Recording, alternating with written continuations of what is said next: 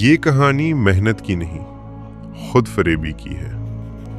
یہ کہانی ایک ایسے شخص کی ہے جو ہر دن خود کو محنتی سمجھتا تھا، مگر حقیقت میں وہ صرف خود کو دھوکہ دے رہا تھا۔ اس کا نام فہد تھا۔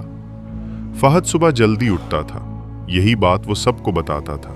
میں محنتی ہوں، میں دن کا آغاز فجر سے کرتا ہوں۔ لیکن فجر کے بعد وہ دوبارہ بستر میں گھس جاتا تھا، آنکھیں بند کر کے نہیں، موبائل کھول کر۔ سوشل میڈیا پر وہ ویڈیوز دیکھتا جن میں لوگ کہتے تھے، بس یقین رکھو، سب ہو جائے گا، کائنات تمہارے حق میں سازش کر رہی ہے، تم خاص ہو، تم منتخب ہو۔ اور فہد یہ سب سن کر مطمئن ہو جاتا تھا۔ اسے لگتا تھا وہ صحیح راستے پر ہے۔ وہ محنت نہیں کر رہا تھا، وہ محنت کا احساس لے رہا تھا۔ دن چڑھتا، وہ چائے بناتا، ڈائری کھولتا اور لمبی لمبی ٹو ڈو لسٹ لکھتا۔ لیکن لسٹ لکھنا اس کا اصل ہنر تھا، لسٹ پر عمل کرنا نہیں۔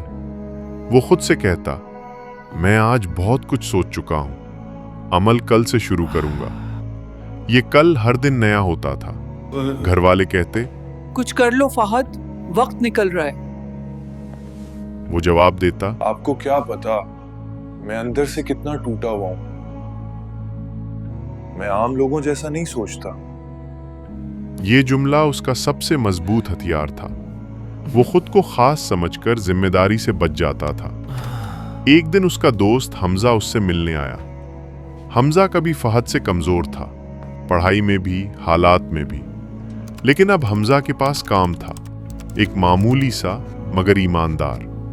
حمزہ نے پوچھا، فہد اب کیا کر رہے ہو؟ فہد نے لمبی سانس لی۔ میں خود کو تلاش کر رہا ہوں، میں عام نوکری کے لیے نہیں بنا۔ حمزہ خاموش رہا، پھر صرف ایک بات کہی، خود کو تلاش کرتے کرتے کہیں خود کو گم نہ کر لینا۔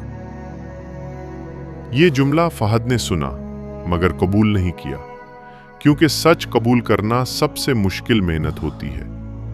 مہینے گزر گئے، فہد کی زندگی میں صرف باتیں بڑھی، نتائج نہیں۔ وہ ہر ناکامی کے بعد نئی وجہ ڈھونڈ لیتا۔ ملک خراب ہے، سسٹم خراب ہے، لوگ سمجھتے نہیں، وقت ٹھیک نہیں۔ وہ سب کچھ کہتا سوائے ایک بات کے، شاید مسئلہ میں ہوں۔ ایک رات جب بجلی بند تھی، موبائل بھی ڈسچارج تھا اور کمرے میں خاموشی تھی، فہد پہلی بار اپنے ساتھ اکیلا بیٹھا۔ کوئی ویڈیو نہیں، کوئی کوٹ نہیں، کوئی جھوٹی تسلی نہیں، بس ایک سوال تھا، اگر میں اتنا ہی محنتی ہوں تو میری زندگی خالی کیوں ہے؟ یہ سوال کسی موٹیویشنل سپیکر نے نہیں پوچھا تھا، یہ سوال اس کے اندر سے آیا تھا، اور یہی فرق تھا۔ اس رات فہد کو سمجھ آیا، وہ ناکام اس لیے نہیں تھا کہ اس نے کوشش نہیں کی، وہ ناکام اس لیے تھا کہ اس نے خود کو یہ ماننے ہی نہیں دیا کہ وہ کوشش سے بھاگ رہا ہے۔ اگلے دن اس نے کوئی بڑا اعلان نہیں کیا، کوئی پلان نہیں بنایا، کوئی پوسٹ نہیں ڈالی، ہی نے بس ایک کام کیا۔ وہ خاموشی سے ایک چھوٹے سے کام پر لگا۔ کوئی خواب نہیں، کوئی خاص بننے کی خواہش نہیں، صرف ذمہ داری، کیونکہ اسے آخرکار سمجھ آ گیا تھا، یہ کہانی محنت کی نہیں تھی، یہ کہانی خود فریبی کی تھی۔ اور جب انسان خود فریبی چھوڑ دیتا ہے تو راستہ خود بخود سخت ہو جاتا ہے، لیکن سچا ہو جاتا ہے۔ اور ایک بات، خود فریبی کی سب سے خطرناک شکل یہ ہے کہ انسان خود کو محنتی سمجھنے لگے بغیر کچھ کیے۔